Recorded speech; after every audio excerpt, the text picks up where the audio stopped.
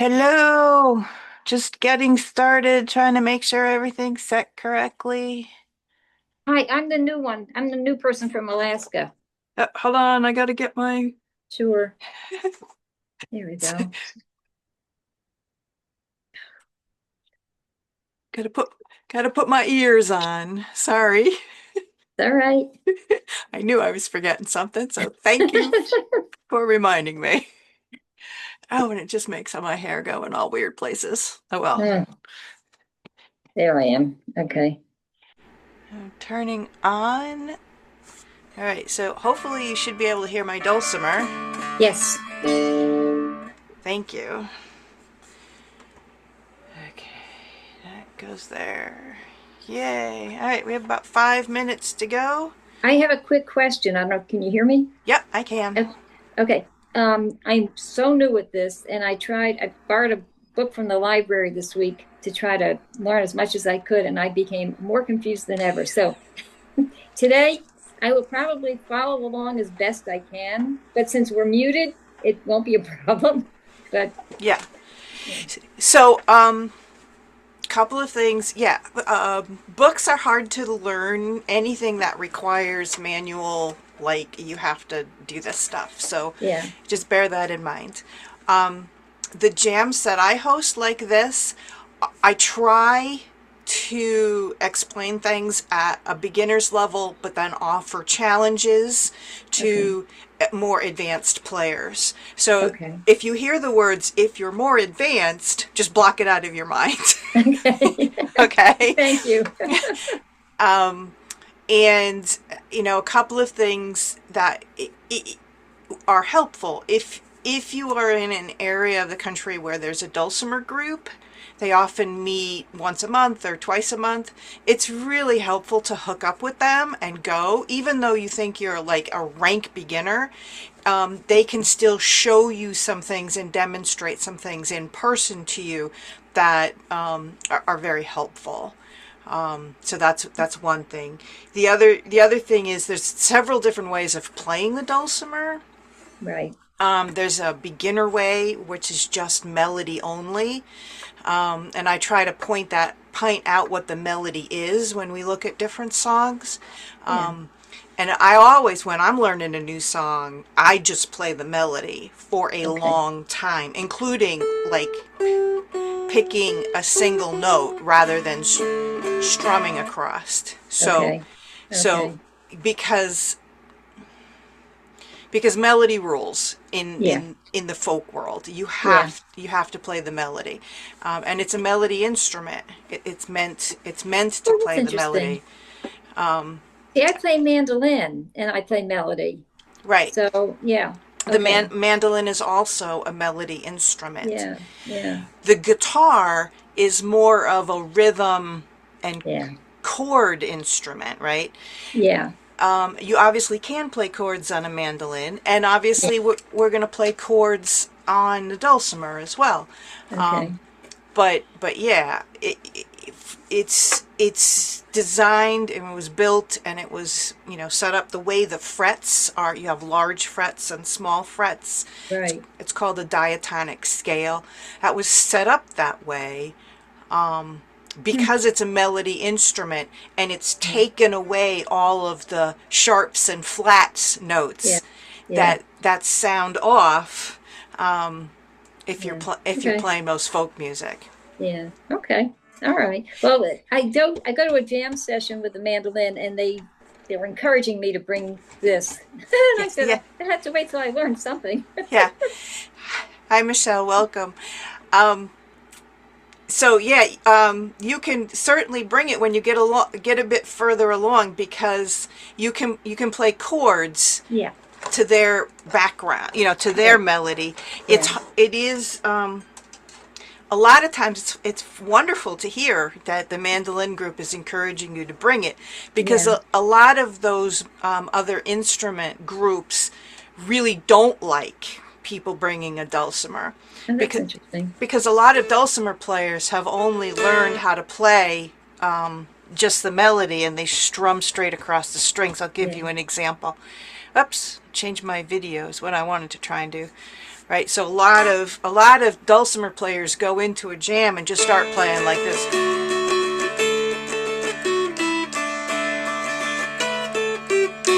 Right? Yeah. And when they're playing like that, it overshadows the melody and Yeah. the other players who are trying to improv over Yeah. the melody, right? Yeah. So if instead you learn to play chords, that and Yeah. you would only be changing chords a lot less, not, Yeah. obviously you play chords, you know and that is a much nicer way to play along with other instruments. That's helpful. That's And, helpful. Yeah. until you get great, which you will, and you can improv when it's your turn to improv over the melody, then yes. Yeah. Thank you. Okay. All right. It is 5 o'clock. We are going to get started with tonight's Zoom Tunes Jam. Thank you very much for coming. I'm sure other people will be joining here in a little bit. And I guess as with so many Zoom things, when you do join the meeting, you come in and you're muted.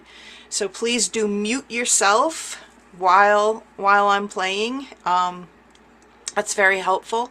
However, if something is wrong and you need to call it out, please just unmute and call it out. I'm seeing so many wonderful friends. I'm so happy you're here. Yay! All right. Yes, and remember there is a recording. I will be recording this and sending out the recording. I'm just double checking. Is the recording? It is recording. Yay. Okay, it's telling me it is recording. And what else? Nothing else. All right, so time for our tuning check. Not every session does this, but I like to do it. So my bass string, the string farthest away from you, is tuned. That needs to go up a little bit. Yay. Okay, that's a good D. That's D4, the D below middle C. I know I sound like a broken record on this, but people get confused. Which D is it? So that's the bass string. The middle string. Again, A4. No, I'm sorry, I'm saying it wrong. It's D3 and A3. Those are both below middle C. There's the middle string again. And then the melody string, the one closest to you,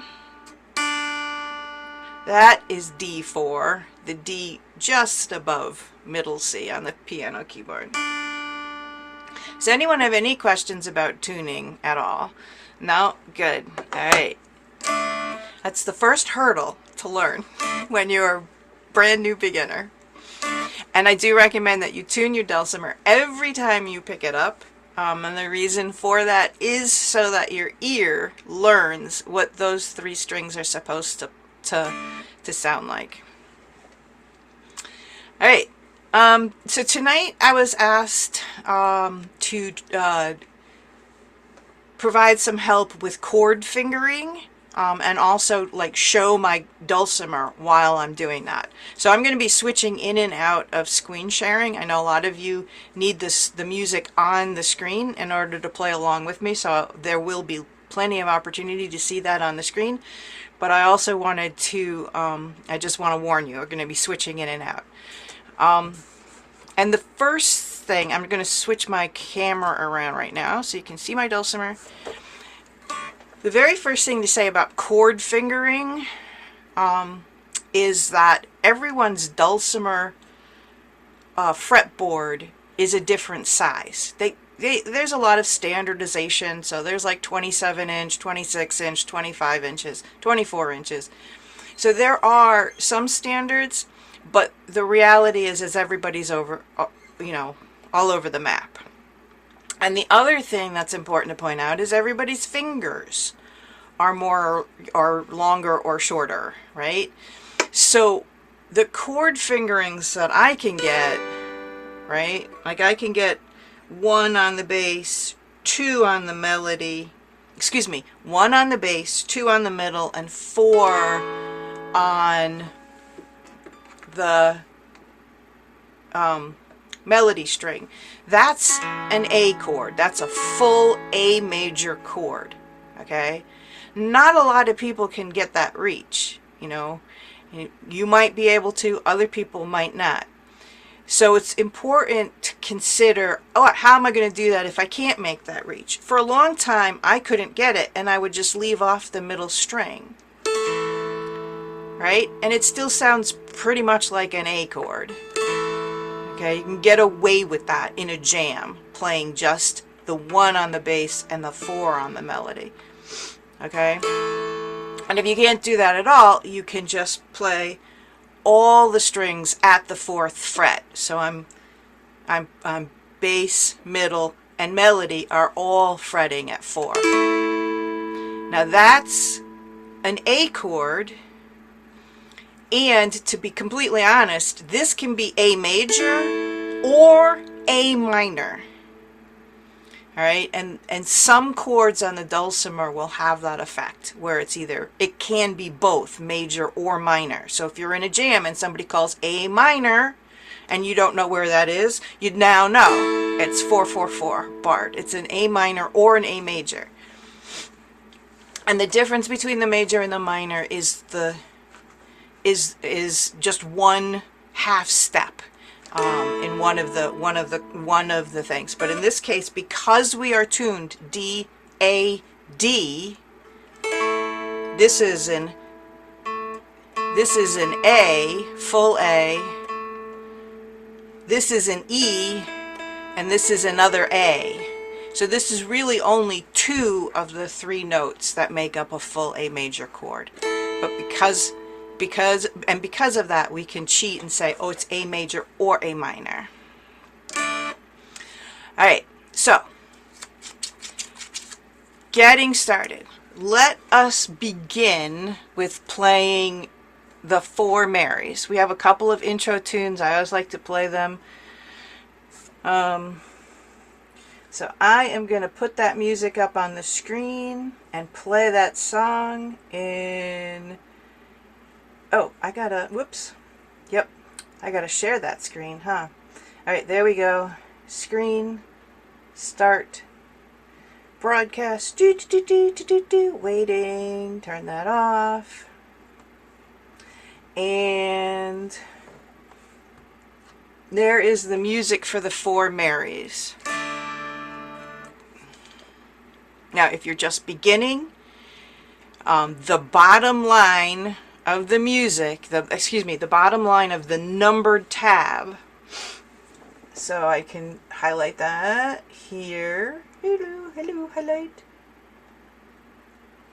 So this line all the way down is the melody, right?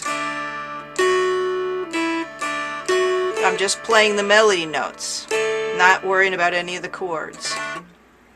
And that's perfectly acceptable to do if you're just beginning. Okay?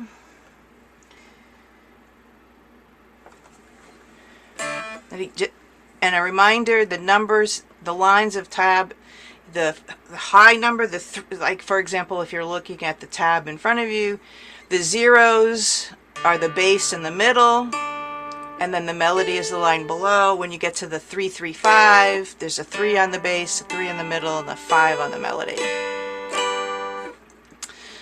Alright, I'm going to count, this is in 3/4 time. There is a pickup measure, so I'm going to count 1, 2, 3, 1, 2. That gives us the beat, the speed at which we play this music, and I will, then we come in. So 1, 2, 3, 1, 2, and we come in.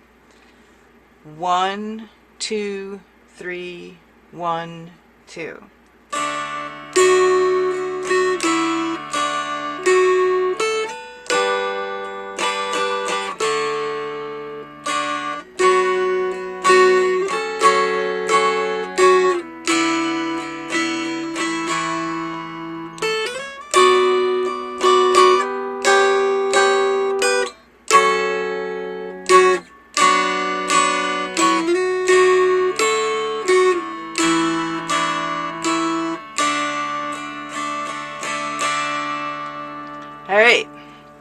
Let me stop the show for a minute and play it again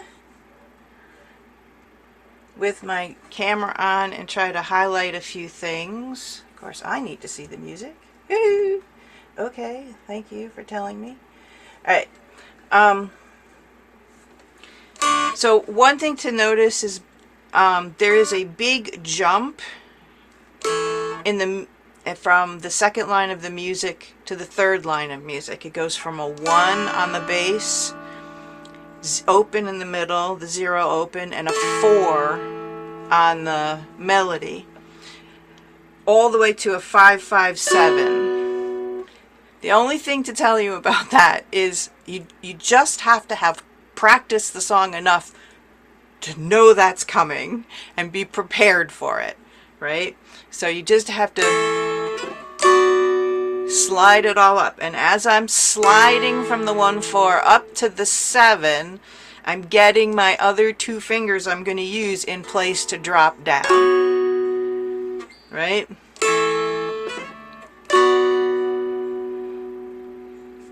So that's important to recognize. You know, I always try to look at the tune first to see, are there going to be big jumps? Do I have an open, like at the end of the first line of the music? I have an open chord where I'm not fretting anything, which means I can get my fingers ready to play the 2 on the bass, 1 on the middle, and 2 on the melody while that thing is ringing open. My fingers are hovering. You know, I get my fingers in position to just be able to drop them down. Okay? So I look for things like big jumps. I look for opens where there's going to be a next chord where I've got to get the fingering right. Those are like okay, I'm going to practice those. Right? So that I got those.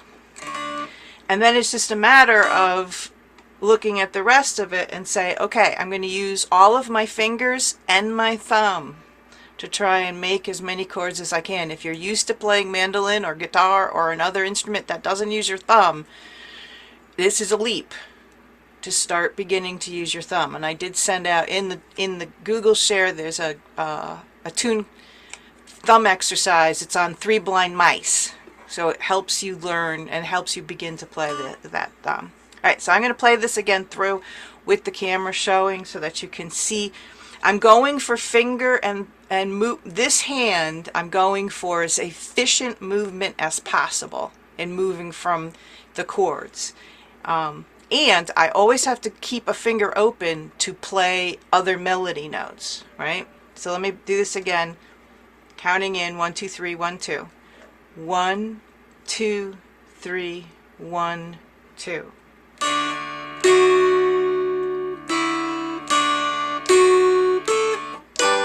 2, 3, 2.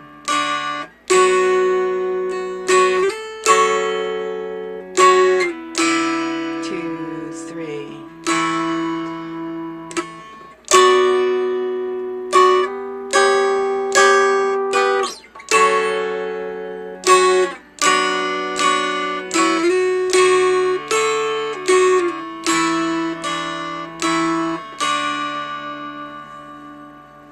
Alright, so, you know, basically what I'm doing, like for example, second line where the F sharp minor is, second measure, I have a 2, 2, 4, 2, 2, 4.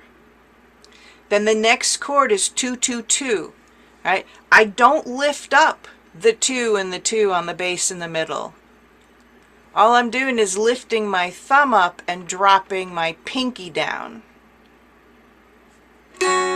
Okay?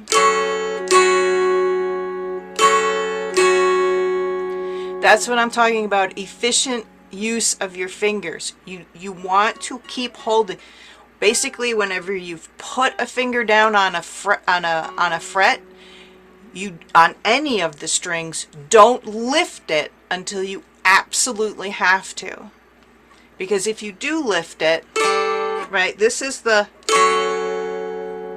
F sharp minor chord. If you do lift those 2s off, do you hear it go away? When I lift those up, it just takes the chord right away. So keep those fingers down and drop your pinky at the same time as raising your thumb. Or if you're using index and middle and you have your ring finger, you can do the same thing. So practice those kinds of transitions where you can maximize the efficiency of all of these fingers. Alright, I'm going to move on to the next song. Woohoo, woohoo, get that on the screen. Yay! If I can actually use the technologies. Okay, I gotta share that.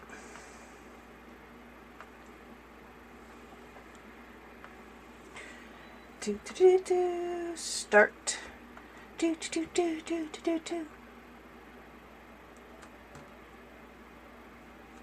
The next song is Southwind, in case anyone's keeping score. Oops, not Six Little Ducks. Hopefully we'll get there. Can't talk that much if we want to get there. Alright, look at all this music we're going to play. Woohoo! So, this is a beautiful song. Has some beautiful lyrics to it, which I'm eventually going to put together. This is also in 3/4 time, and it also has a pickup measure. So again, I'm going to count the same way I did before. 1, 2, 3, 1, 2, and then we come in. 1, 2, 3, 1, 2.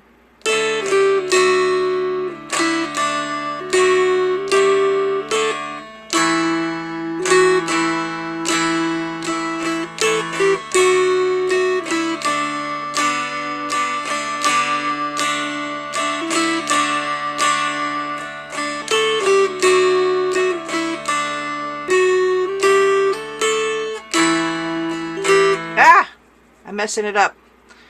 Alright, I'm going to play this again. Sorry. 1, 2, 3, 1, 2.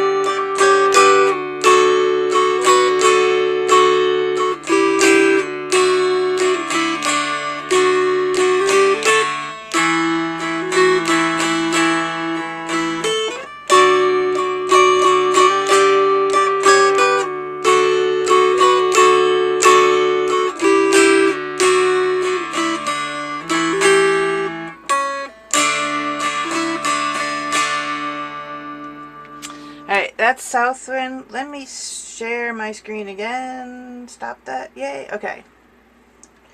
So, I have a question. Yes. Okay. You were okay, so when you got to the B and the A, that went onto the A string? Second line. Second line, yes. Okay. That's, yes, I'm sorry, I forgot to mention. Yes. So there is no notes, there's no fretting, and there's these little dashes in this particular tab where the melody line should be. That's an indication. Oh, that's an indication that the melody jumped up. The melody of the tune jumped from the melody line to the middle string. Okay. Thanks. Yeah. And it's important to try not to strum across all the strings at that point, because your brain, people who are hearing you, their brains will hear the open on the melody and think that's the melody note. The highest note the brain hears, it assumes is the melody. So in that situation, thank you for asking, I'm just going to start from the measure before. Oops. I'm just trying very hard to strike the middle and the bass string. Okay? And that's something that is beyond beginner. It's beyond brand new beginner. Let me put it that way. A little bit shy of intermediate, but yeah, it's beyond beginner. Because you do have to try and hit only 2 of the 3 strings. All right, the other thing I wanted to point out about this tune is that it is slightly different, not necessarily chord fingering, but this tune has a lot of dotted quarter notes in it, and I'm using my arm, my strumming arm, to do the count, right? I'm sure many of you have heard 1 and 2 and 3 and 1 and 2 and 3 and as a way of counting music rhythm. Well, I'm using my strumming hand to do the 1 and 2 and 3 and 1 and 2 and 3 and. Now I don't always hit I don't hit all of the strings on every strum out and in. Okay, I'm only hitting the strings when I have a note to play. So let me try and demonstrate that for you. 1, 2, 3, 1, 2.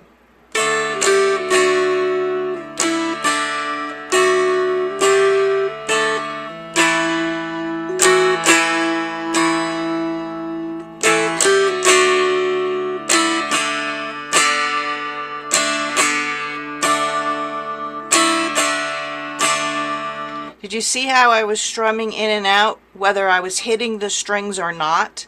And that helped me keep a consistent beat. Some part of your body, your foot, your head, your arm, has to be keeping a consistent beat.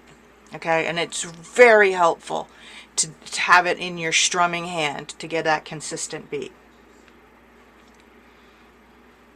All right, does anyone? Yes. Just the first 3 notes. I missed it. I'm looking at my music and you at the same time, but do you start the 4 coming back towards you? Because when I do out on the 4 and in on the 3, I can't hear the 3 as much. Correct. So did you start the other way? No. In 4. Yeah, I'm doing it out, in. Try hard to make sure you hit that. You just have to, yeah. And Okay. and when you're strumming, your pick should not be completely vertical to your strings. It should be slightly, when you're going out, it should be at an angle like this, and when you're coming in, you got to flip it the other way. So out, in. And when you do that, you tend to hit that melody string a little better. Okay, now don't get your wrist twisting around too much. Remember, the motion should come mostly from your elbow, not your wrist. Okay, I mean, your wrist is kind of moving in and out like that. You see how that's going? I'm not like doing this twisty thing with my wrist. That also goes for your fretting hand. You should not be making chords like this.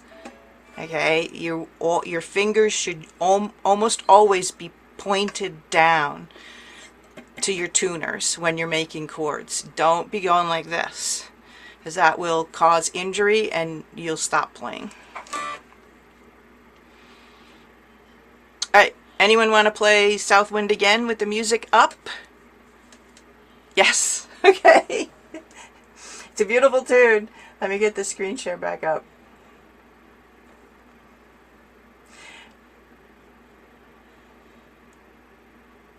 Okay. I don't need device audio, and we gotta go back to the notes. Alright, I'm gonna count in. 1, 2, 3, 1, 2.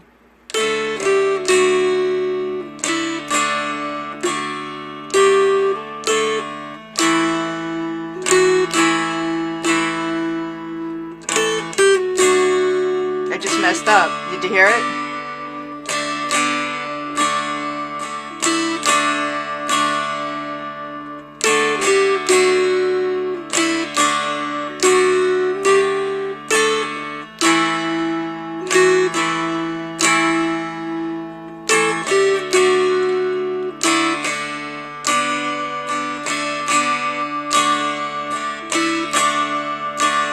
Big jump.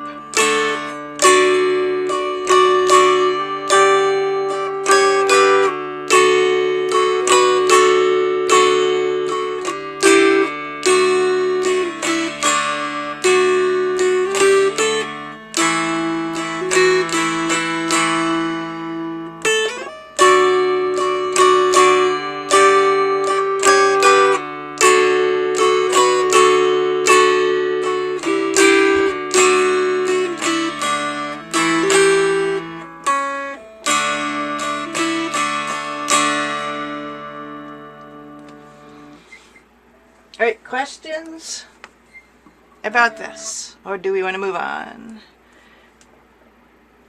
All right, hearing none such, let's move on. I don't know why I got these out of order on the agenda, but John Stinson's number 2. Now this is the what I would consider the easier way. This particular version of this song is the easier way. There is a version in the Google Share that makes it makes this a more advanced version. So what that other version looks like is this. And if you see in that second measure, hello, writing. Yes, writing. Thank you. Give me a pen. This measure gets a little ugly and that one gets a little ugly. So just compare that, however, to this first version. Okay, so the first version, very repetitive, okay, in that section of music. This version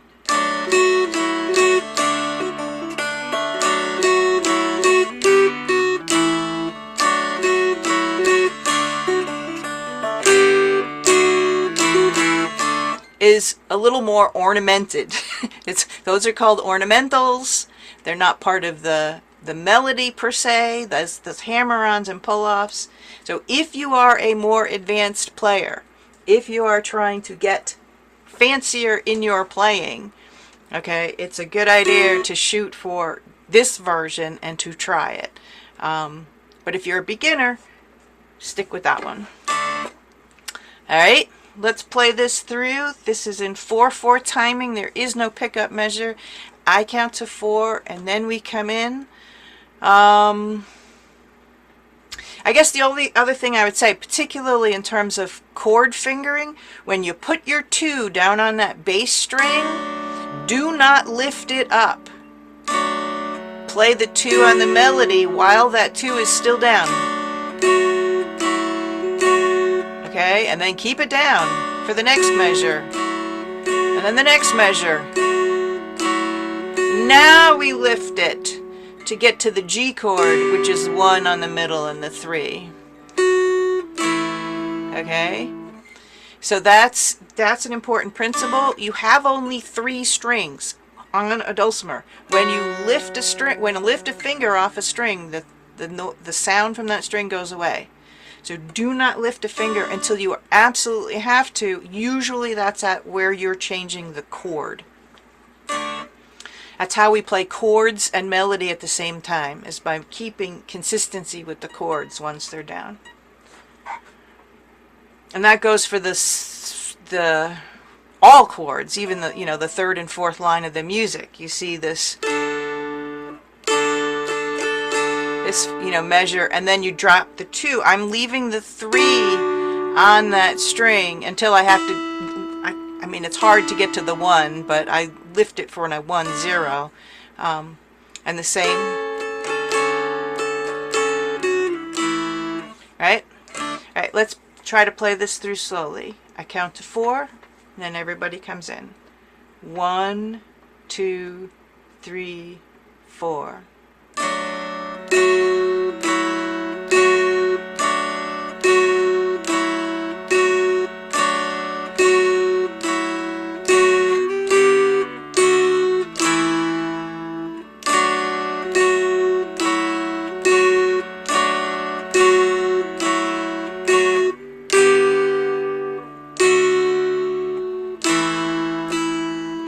Back to the beginning. See how repetitive this gets?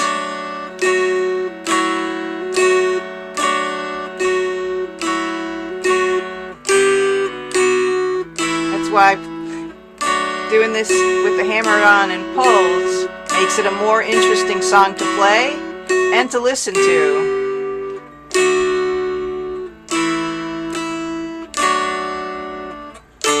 This is the B part.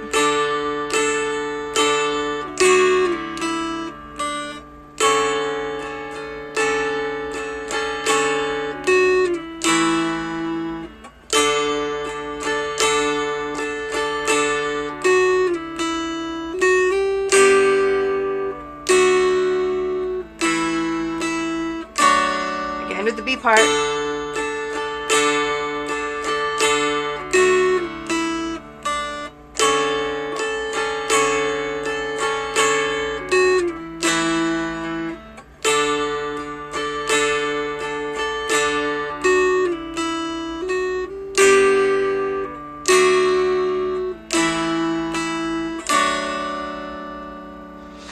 Alright, I'm going to turn off the share so that you can see me playing that. Stop the share. But give me back the music, please. So again with the, I'm putting my finger down on the 2 on the bass just to start the song. I'm not going to lift that up for a long time. And again for efficiency, I'm going to drop my thumb on the 2. So I strum across just the open and then drop to 2 with my thumb. I'm not sure if you can see that. There you go. And then for the 1, I'm picking my thumb up and dropping my pinky.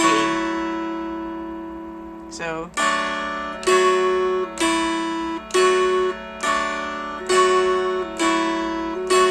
you see how that's kind of rocking back and forth?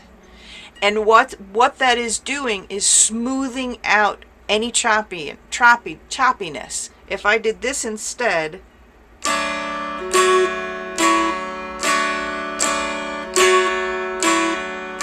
you hear how it's choppy? When I'm exaggerating the pickup of my thumb before dropping my pinky, that's smoother, right? Thumbs up if you think it sounds a little better. Okay, so that's how you get, and by the way, it's also how you can speed up the song, because this song goes fast in jams. You know, that's how fast it goes. So by making your fingers move with chords and the melody notes more efficiently, you can speed up more quicker. Right, so that's one place that's important to do that. And similarly on the B part, where you got the 3 on the middle and 4 on the melody, I'm dropping my finger on 2 while lifting my thumb up, but I'm keeping my middle string fretted at 3.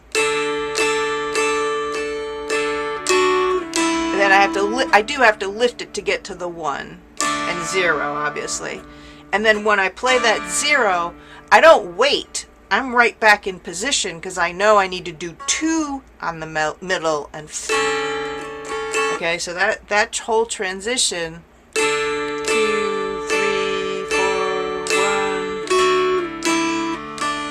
1, and I'm right back in position to drop my fingers.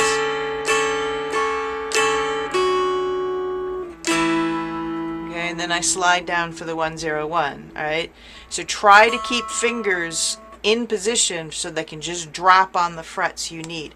And the way this works, Not sure if I can do this right. Yeah, there you go. So my music is over here, right? I only have to lift my head up like this to look at the music, and then down again to look at my fretboard. I do not have my music over here in front of me, okay? Because then I'd be shifting my head back a lot more, okay? So I am literally just having to shift from here to here with my eyes. So anything you can do to get your music close to where your fingers are fretting so that your head doesn't have to move far is a good idea. Anyone have a question about that? And of course, if you can memorize the tune, all the better. I cannot play this song fast if I'm looking at music. I have to have it memorized in order to play it faster. Any questions about that so far? Can you play it once through up to speed? Sure, I'll try. I'm not gonna even bother trying to count in, but here I go.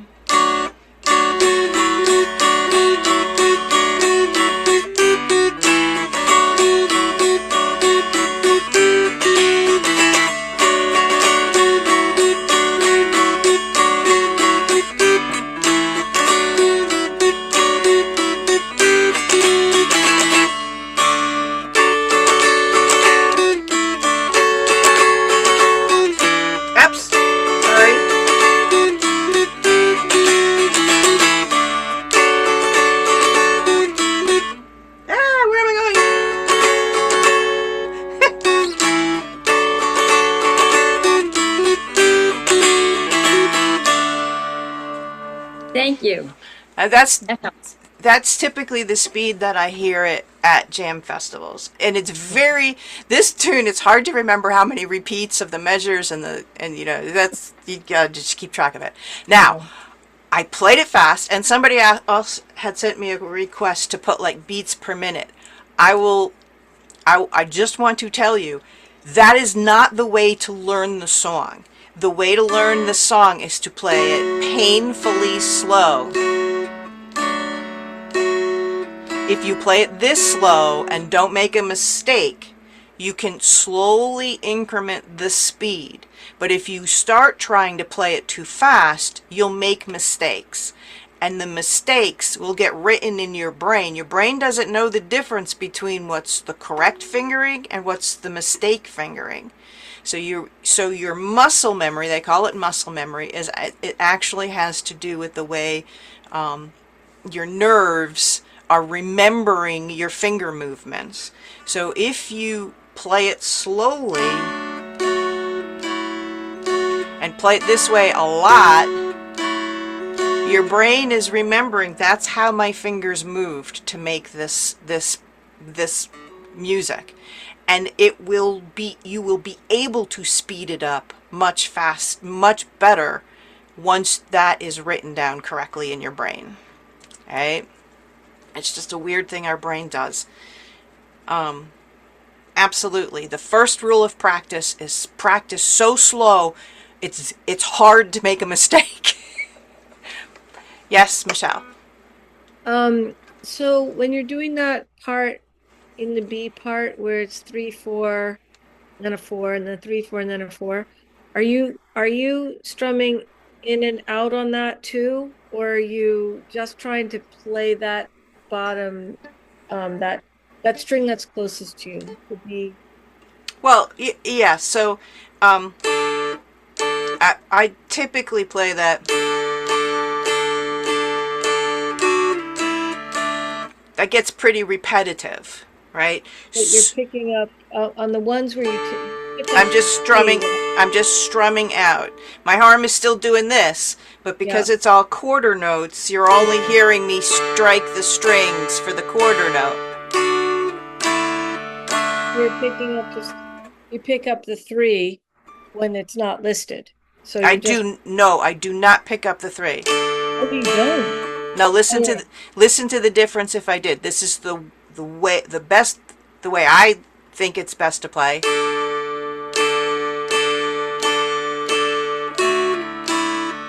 right? This would be picking up the 3. You Okay, hear so that? you don't do that, but you still strum across on that Yep. string? Yep. Yep. Oh, If that's confusing. it is confusing, I'm sorry.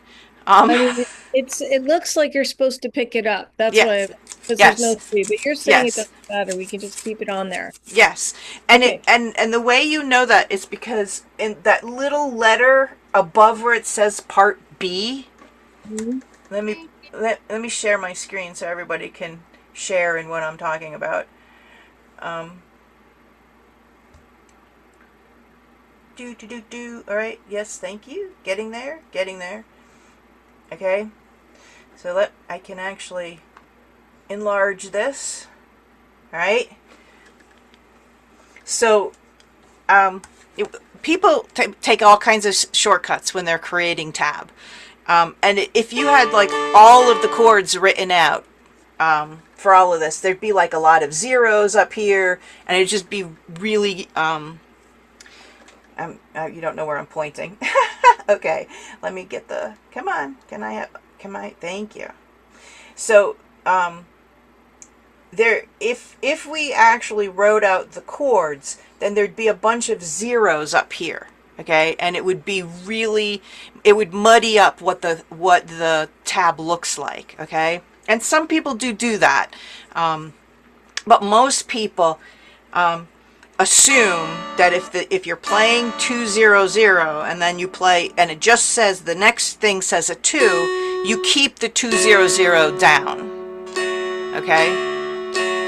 So that's one principle about tab, and that similarly goes for down here as well. You know, that's a D chord, and I'm just strumming with my finger. I'm just keeping my finger on 3 on the middle and my thumb on the 4. And I know it's a D chord because of this little letter right there, right above the part B. That's a D chord, okay? And the D chord doesn't change until here. Okay? So you want to hear the chord change.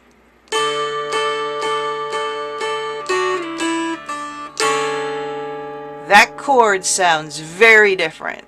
It's one little fret away. Okay? But that's why it's important to keep your fingers down on the frets. You know, if you the principle I live by is if I've put my finger on a fret, any one on any string, I don't pick that finger up until I absolutely have to either make a melody note or another chord. Okay? I leave that down as long as I can. And you do have to watch for the chord changes because you want to accentuate those. Are there any other questions? Does that answer, Michelle? Okay. Any other questions? Okay. Let us move on to more exciting music. Again, this is a great song. If you are a more advanced player, look for the one that has hammer-ons and pull-offs. That looks like this. And try to work on your hammers and pulls with this song because it's a great song to do that with. This also has full chords in the B part down here. Okay. I'm writing. I don't want to write. Thank you. And again, you do not lift up the 2 on the bass until you have to. Okay, and just like the 3. Okay. Let us move on to, oh, come on. Thank you. Pretty Saro.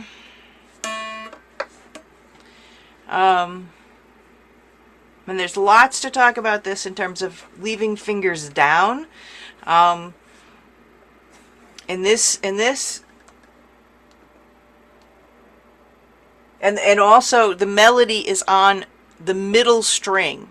Okay, this is in the key of A. Your middle string is tuned to A, so that's why a lot of the melody notes on this jump up to the middle string, and when you see this, the first note is on that A string, it's an open A. You don't play across the strings, okay? You just play the A string.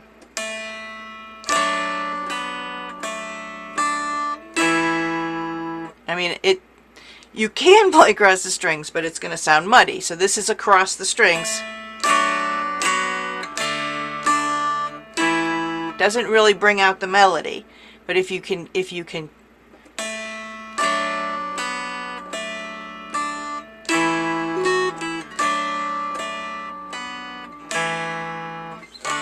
Alright, so let's try this one. This is Pretty Saro low melody. There is a high melody, and there's also a baritone version. This is in 3/4 time. There's a pickup note. It goes pretty slowly usually. So I'll count 1, 2, 3, 1, 2, and then we come in. 1, 2, 3, 1, 2.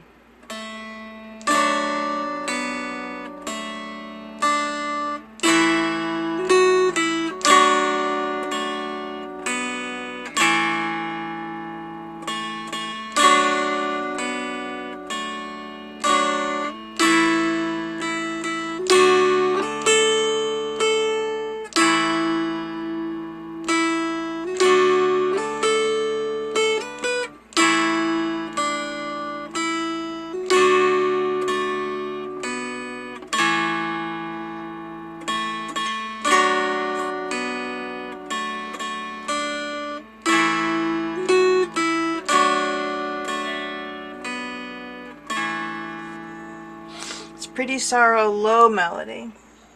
Again, I want to turn off the share so you can see my dulcimer playing. Hello, come on, you can do it. Yes. Okay. So I am hitting the middle string for the first note. And my index finger is already planted on the 2, but because I'm not strumming across all the strings, you can't hear it. So I'm just hitting the middle string, then across all the strings. Now I drop my ring finger down on 1. I don't lift 2 on the bass.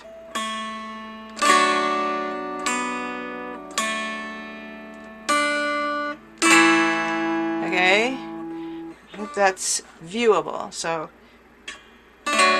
okay.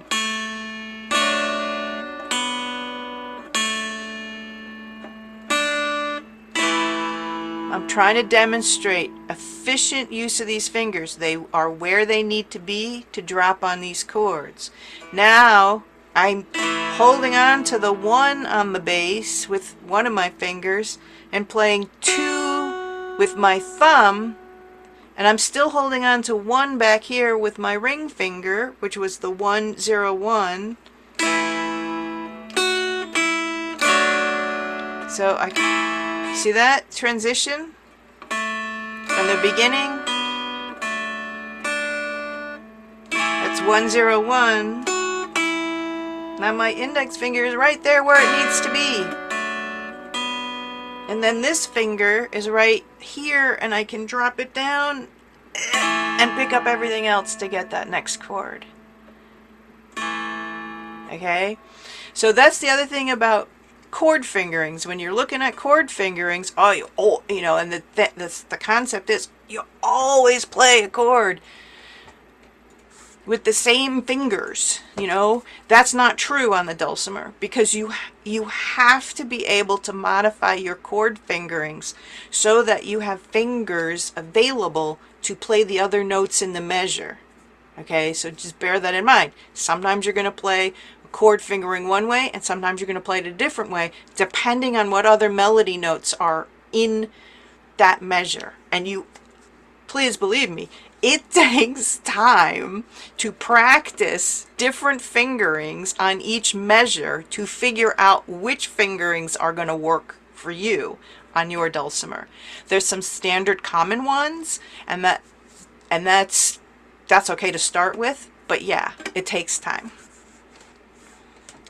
that's pretty Saro. Let's look at the more advanced version. um, unless anyone has a question on the low melody. We can look at the high melody. In this case, this is the more advanced version. And, whoops, I want to go to the zoom and set up the share.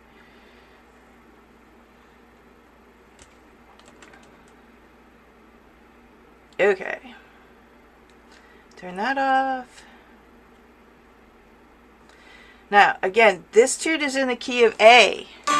So we're starting. Our first note is on the 4th fret. And we're immediately going up to the 7th fret. We're eventually going to go way up to the 12th fret. So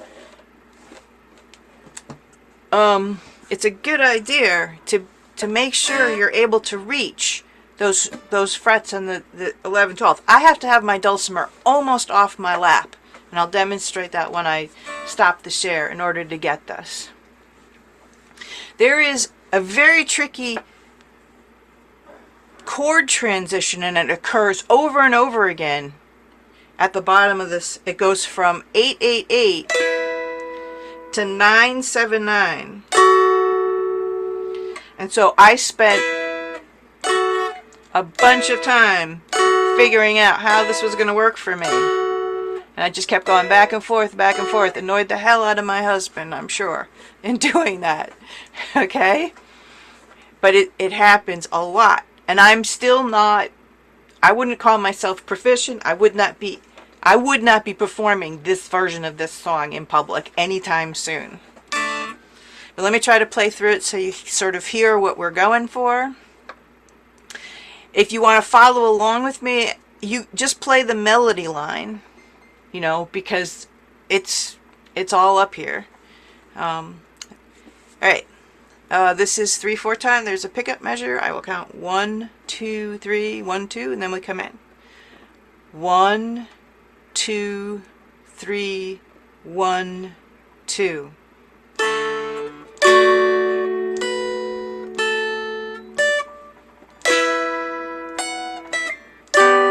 Oops, that's wrong. Start again, Lena.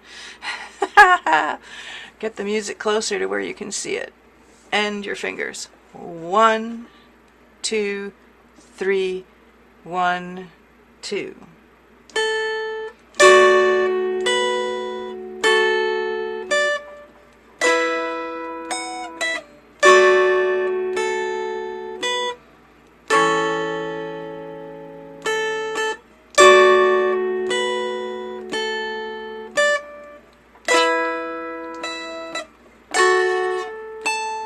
Way at 11. Whoa, that's so high.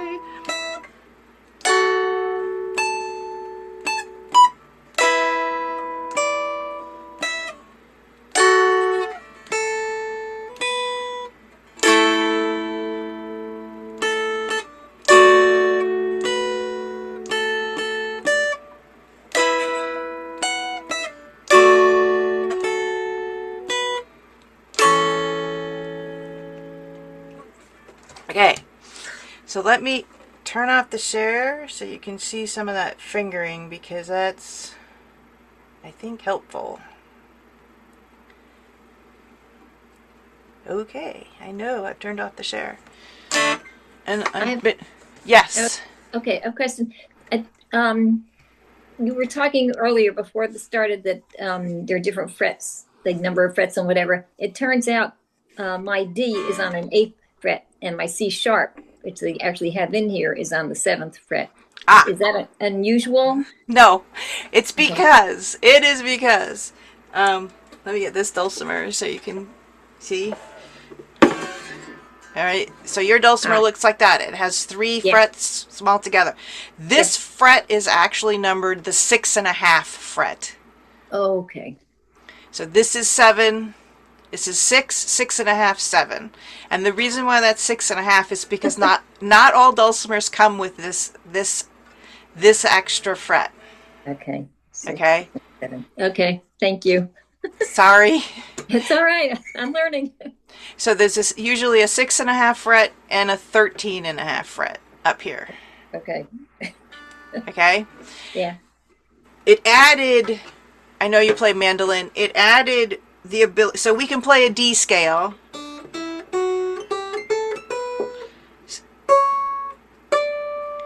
With that way, but we can also play a G scale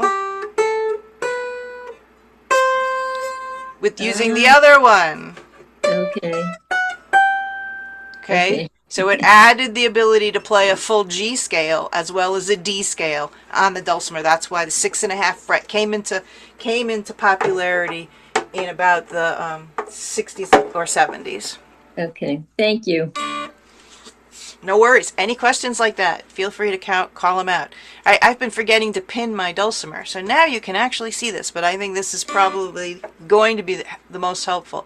So this starts on 4, and then it immediately goes 4 on the melody string. Then it immediately drops to a D chord, which is 4 on the bass, 5 on the middle, and 7, okay, on the melody string. So notice, again, efficiency of movement.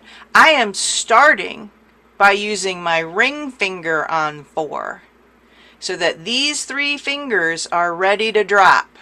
And if I drop them in the right place, you get the right transition. Does that make sense to people? I can still keep my 4 on here if I wanted to. Right? Instead of doing something like this, playing with my index finger and then trying to reach for the chord. Ah! You can do it if you want, but it just makes it sound choppier. This is much smoother. The sound from the first note, which is an A on the 4th fret, doesn't stop until I actually lay my finger down for the D, for that D chord. Okay? If you do it this way, that A sound stops. See that difference? So that's a big demonstration on how to smooth it out. And then when to do the 5/4, I'm not lifting either of these, the middle or the bass. I'm just dropping my thumb down to play the 5. Does that make sense? So 4,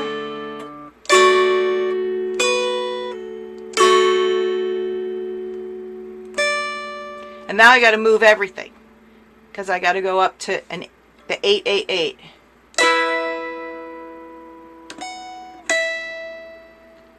You see how I'm doing that? Any questions about that kind of a transition?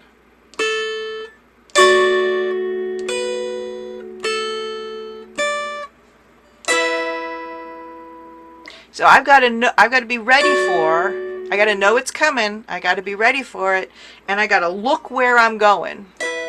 It's kind of fun to look on my monitor rather than at my screen. Actually strings, but I got to look where I'm going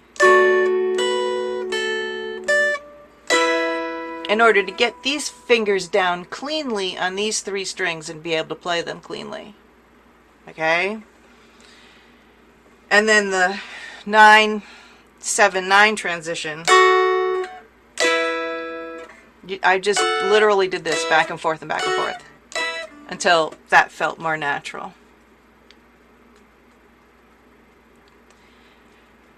And I keep, when you go high, oh, and I was going to say I was demonstrating my dulcimer positioning. Instead of having my dulcimer like this, straight across my strings, right, straight across, this gets very hard. I got to be way up here, and my hand doesn't really make it that way, right? It's really hard. My hand is in an awkward position, and that's why I use a strap and I shove my dulcimer way off so that now my hand is in a natural position to play these notes very high up on this fretboard. I mean, my dulcimer would literally fall off my lap right now if I didn't have a strap. You can also use sticky shelving paper on your knees if you want to do that too. But yeah, get in the habit of attempting to throw your dulcimer off your lap. You can still reach all of this stuff up here fine. Right? Right. Anyone want to hear this version of Pretty Saro again? I'm happy to move on. And it's 6 o'clock. There is a baritone version of this in the Google Share. I'll show you what that looks like. In this case, okay, I'm getting there. Sorry. All right.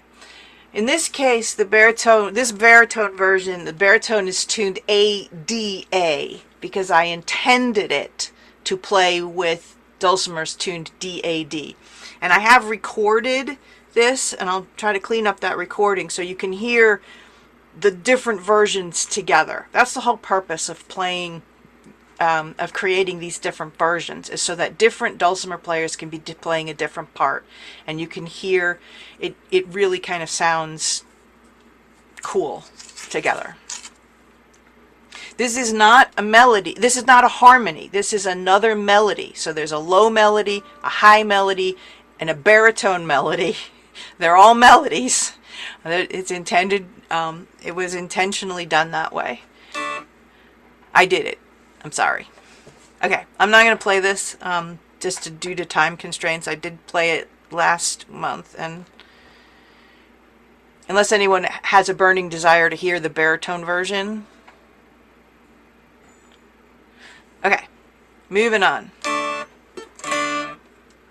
Oh, some stuff is going on in the chat. It's hard for me to see the chat window.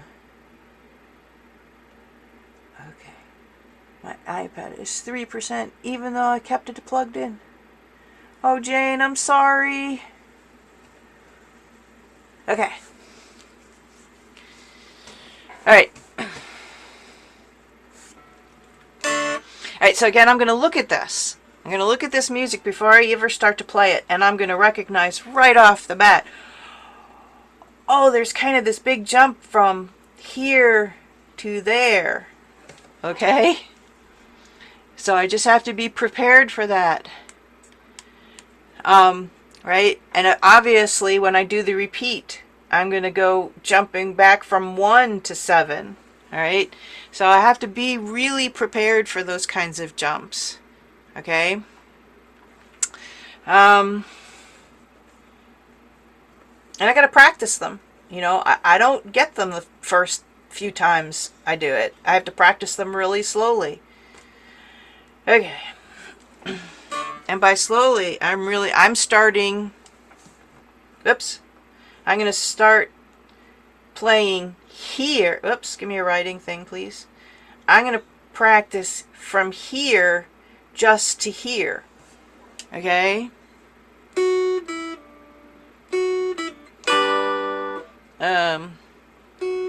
Well, let me circle that more accurately. I'm going to start at the measure before there.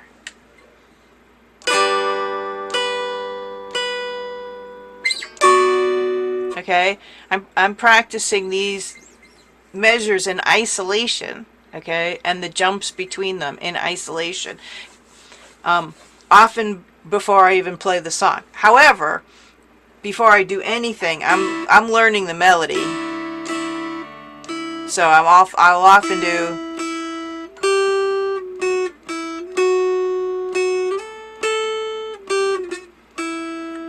You know, I'll work through just the melody notes a few times so that the melody is cemented in my head. And then I'll start figuring out, I'll do 2 finger chords. And move on from there. Okay? So let's try to play this song. It's a It's a cute little song. I just like the title.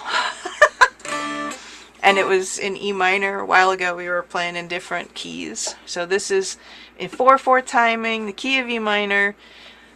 There is no pickup, so I count to 4 and we come in. 1, 2, 3, 4.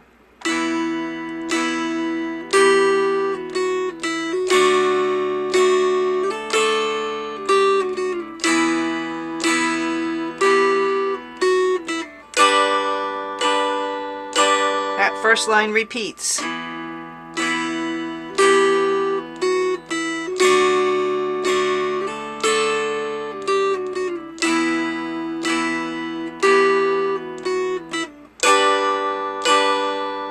Second line.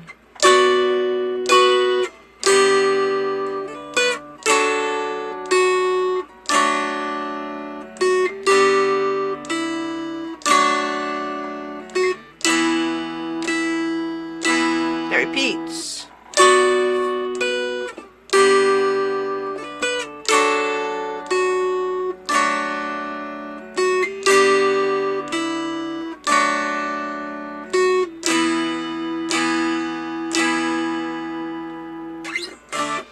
Alright, so let me undo that.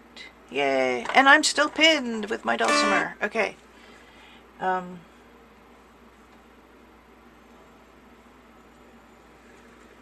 So the first measure, going back to Michelle's question a while ago, I'm continuing to hold down the 1 on the bass and the 1 on the middle through this whole first measure. Drop my thumb on the 3. Bring it down to the 2 and then just lift it all and get the 1, 1, 1 again. Then I change. Then I lift these off.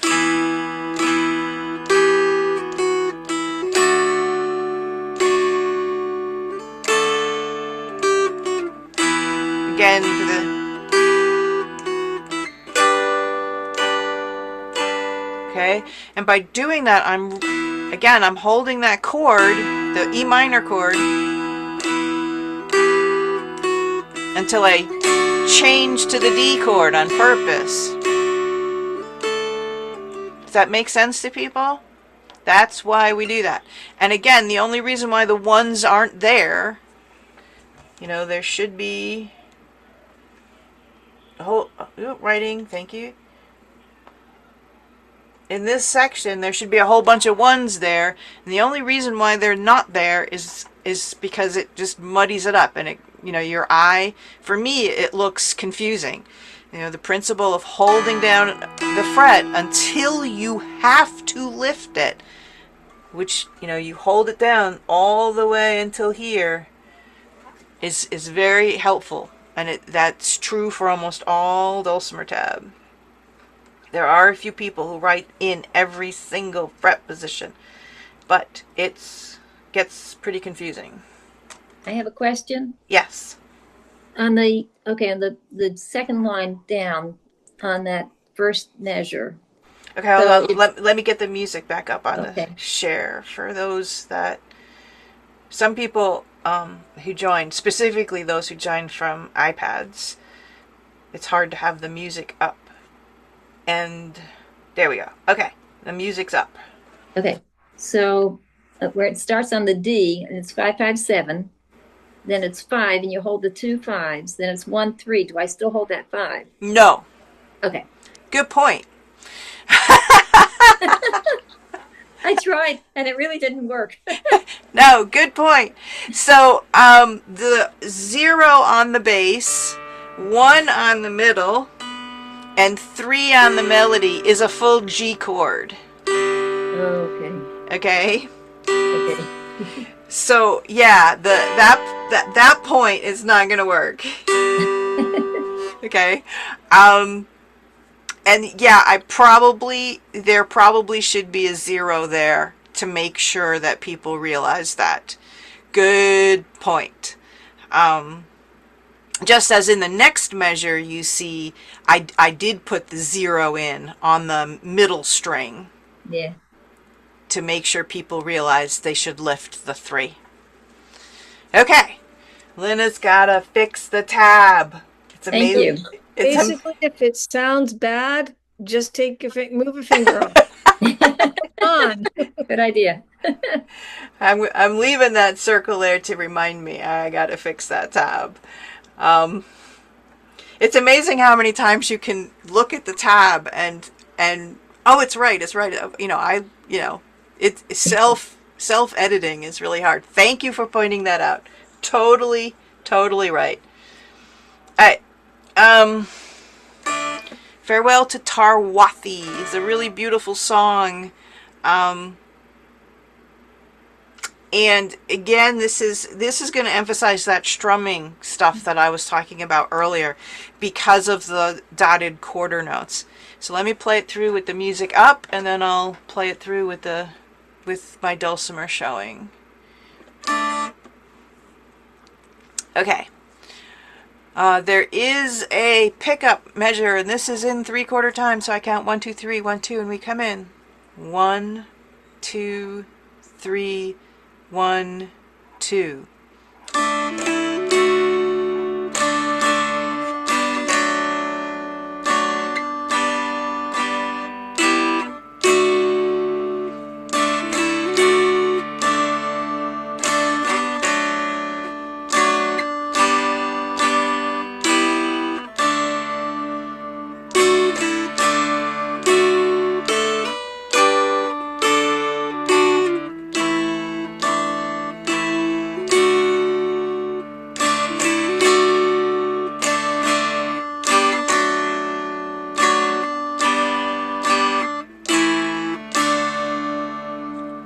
Beautiful song, sung by Judy Collins.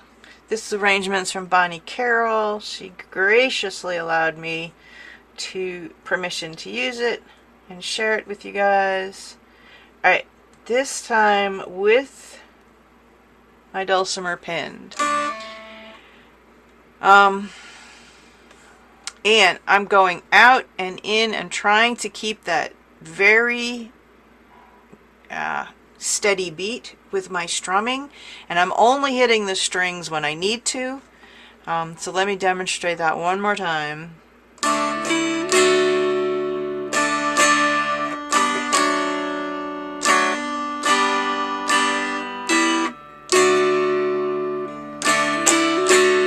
Oops, sorry, that section starting from the end of the first line. Whoops.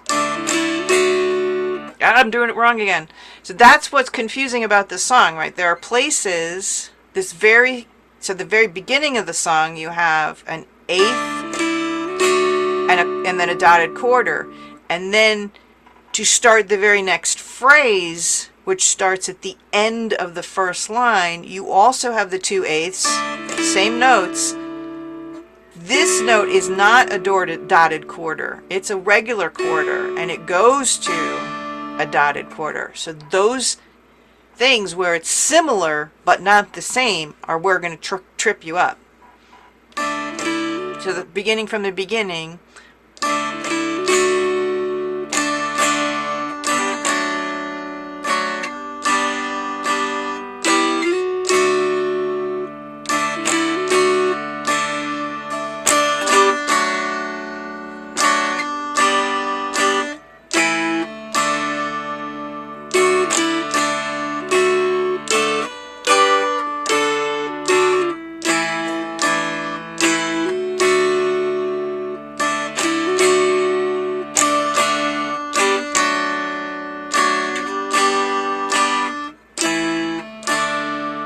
See how your strumming can help you with that timing that gets a little wonky, but it makes the song absolutely hauntingly beautiful, is my opinion.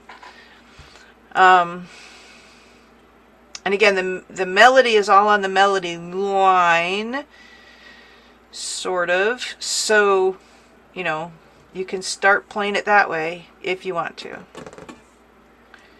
Alright, we are 6:14. Okay.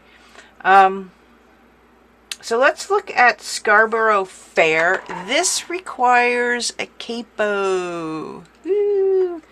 If you don't own a capo, now's a perfect time to go find one online and purchase it. If you have capos come in different widths, so measure the width of your fretboard this way and make sure that you get one that's going to fit.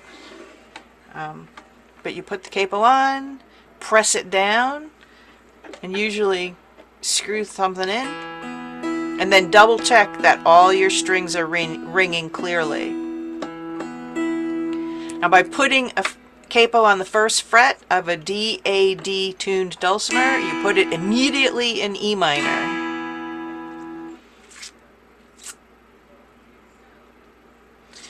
Alright, I'm going to demonstrate that strumming pattern for Scarborough Fair, so it's a little easier to see in this tune because the dotted quarter notes are more predictable where they land.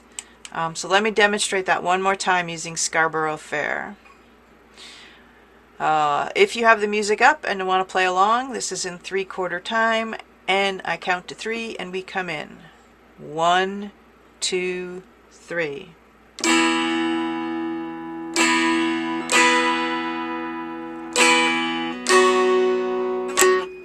I blew it. Sorry. Let me start again. 1, 2, 3.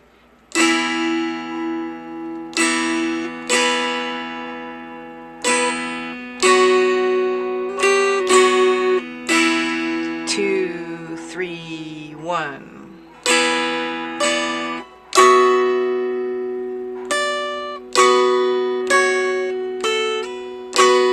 2, 3, 1, 2.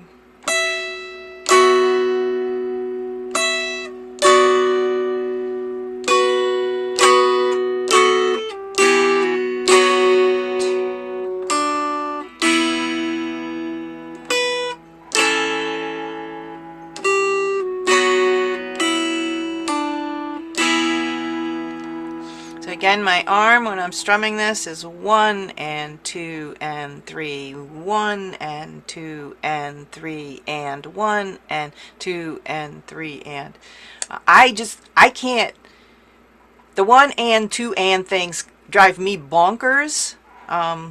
So yeah, stuck with that. Let me also put out, it's helpful. I know everybody hates metronomes, but it's really helpful to practice with a metronome for a couple of reasons. And this is the rate at which I'm practicing songs. This is 60 beats per minute. It's very slow. And a lot of times you have to even go slower.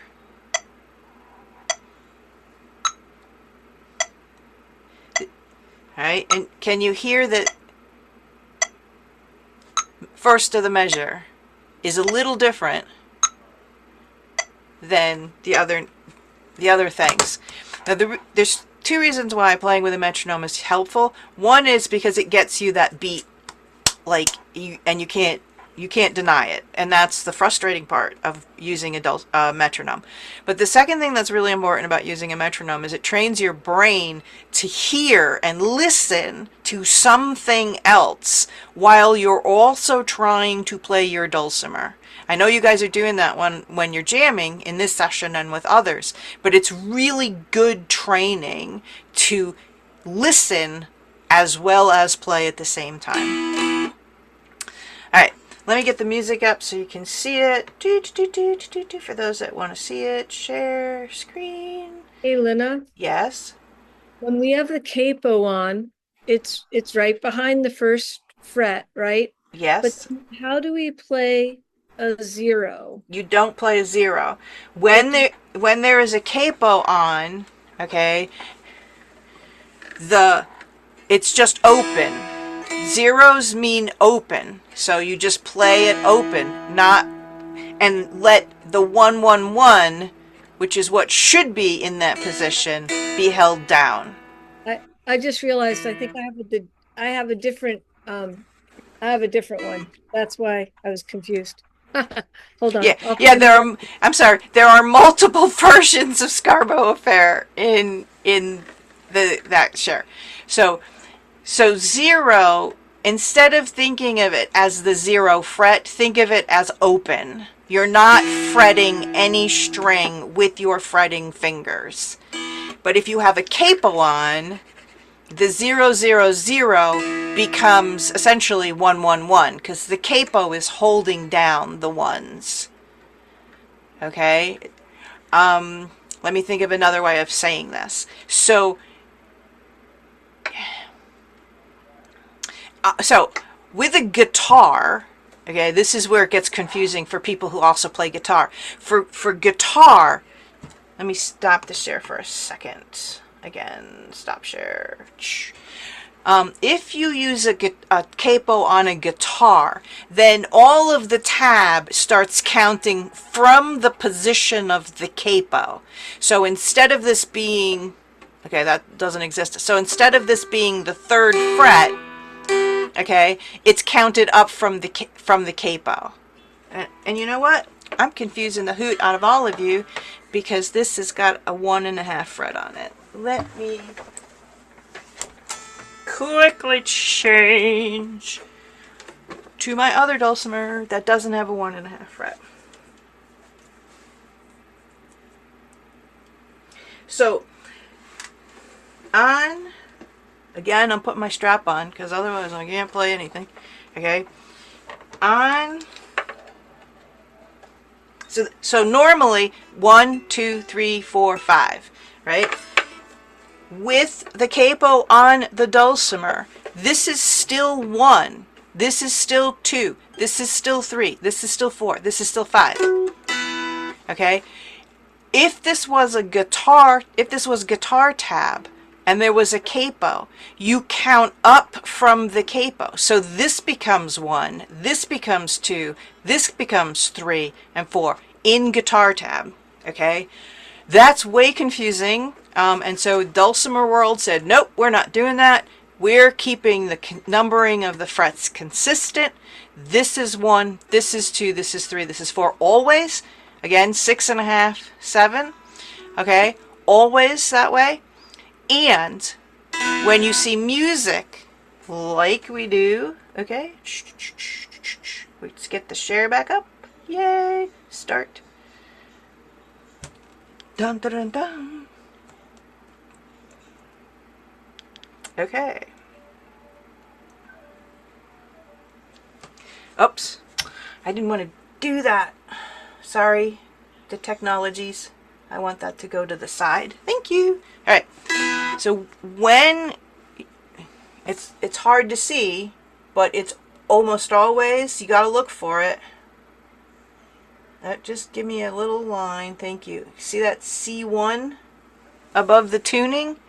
That means it's tuned D-A-D, but a capo is placed at the 1st fret. If you wanted a capo on the 4th fret, it would say C4. Okay? Some people are nice enough to also put it in another place, like I have it up there. Okay? But it's not always there. Okay? It's by tradition, it's always above the tuning like this. It should be there at least. Okay, so you got to look for when it says C4, C above the tuning, it means capo is on a particular fret, and it'll tell you what fret number to put it on. Now you'll learn over time, you know, E minor, capo 1, A, capo 4, G, capo, capo 3. You know, you'll learn those things over time. But still, open is still open. 0, 0, 0 means open, nothing fretted. And in this case, that means 1, 1, 1. Because, it doesn't mean 1, 1, 1, but that's what you're going to hear. Because the capo is holding down the strings at the 1st fret. So 0, 0, 0, think 0 open, not 0 fret. Alright? So let me play this through with the music up. 1, 2, 3. Sorry, I should have said I'm going to count in. It's 1, 2, 3. There's no pickup measure. Here we go. 1, 2, 3.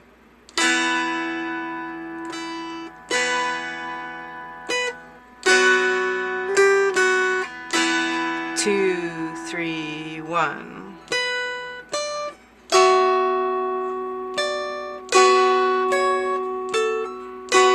2, 3, 1, 2. Ah!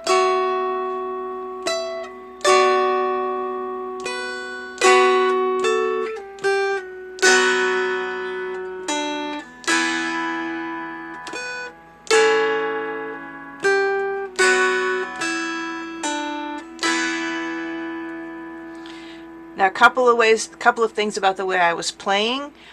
It just sounds better to me to accentuate.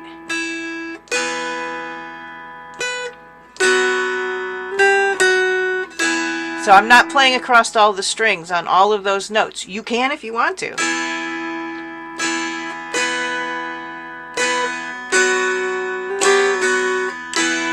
Doesn't sound much different. It's just up to you how you want to play it. That's one thing. The other thing is when I'm getting to the long holds at the beginning of the first line and the second line, I am counting those because I will lose track. So it's one. I'll play into that starting at. Let me play the whole first line and then the first of the set and the first. Let me play the whole first line and the second line.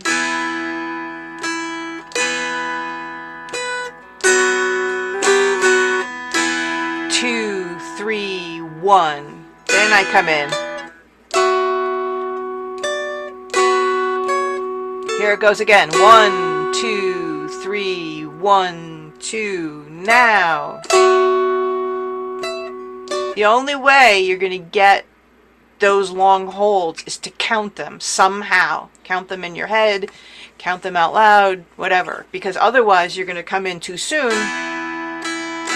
Right? Or you're going to come in late and be accused of that. So get in the habit of at least counting for those long holds. 1, 2, 3, 1. Okay. Now, having said that, let me also emphasize something else.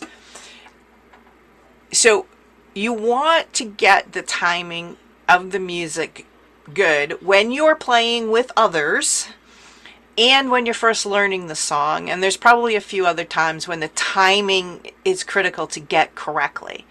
But if you are playing this song solo in a open mic or at a nursing home or someplace else, you're gonna play it more fluidly, you know.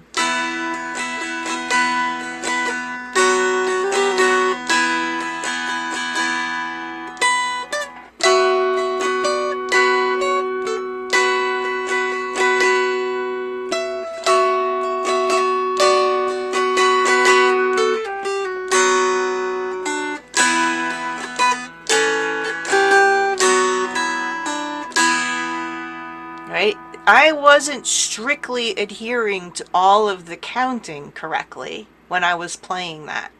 I was playing it much more fluidly and much more musically.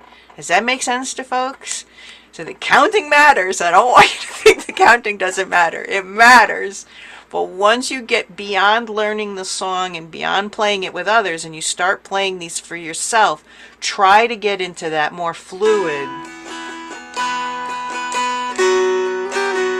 And part of the way to do that is to sing the song out loud or in your head. Are you going to Scarborough Fair? Parsley, sage, rosemary, and thyme. I'm never going to make a living singing. I don't want to make a living singing. Okay? But that gets you beyond trying to count the beats and the music coming out of your fingers. Okay. Oh, I got 1 minute left. There is a finger-picked version for those who want to be more advanced. It says finger or flat picking. So let me demonstrate that one. I'm going to turn off the share, and then I'll turn it back on again shortly. Stop share. When I finger pick, I use these 3 fingers on my strumming hand, and I assign them Index is melody, middle is middle, ring is bass.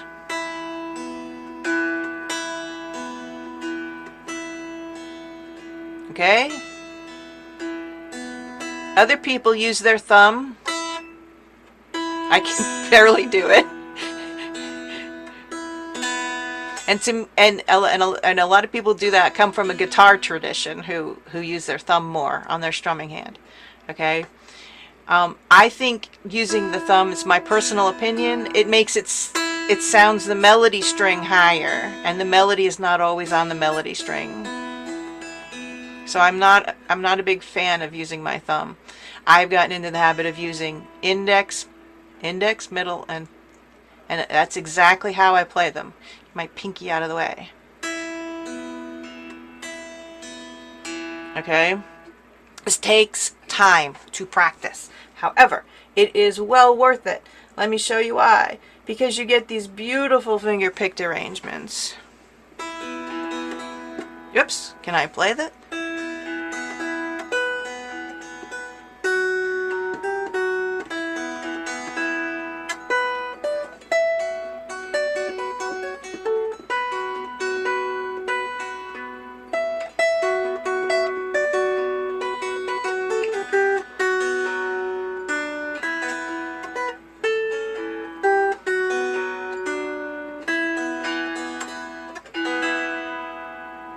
Right? So that, let me just share that. I wasn't sharing that music when I did that. Silly me. Let me do that one more time. Come on. Share. Screen. Start. I know we're running over time. I promise I'll stop talking here shortly. And here's this beautiful, beautiful finger pick. And again, you're following along. When it's a 0 on the middle, I'm using my middle finger to pluck that. So let me start again. Ah! Can I play it?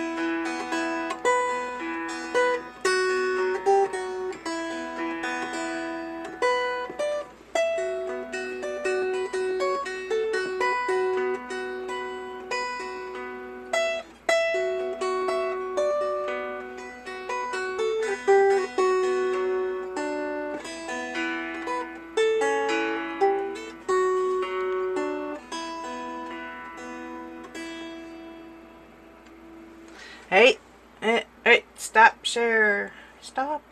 Yay, switch my camera.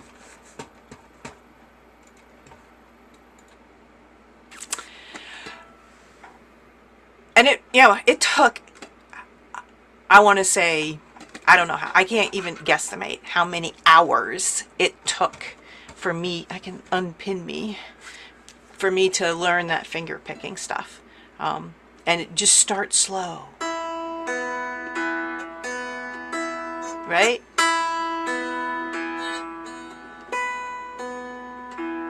Just start it slow and get these fingers moving. Thank you. 3 minutes over. Phew. Thank you. This is great. Cool. Great. Thank you, Lena. Wonderful. All right. I will send out the recording soon. Thank you, guys. Okay, thank you. Bye. Bye.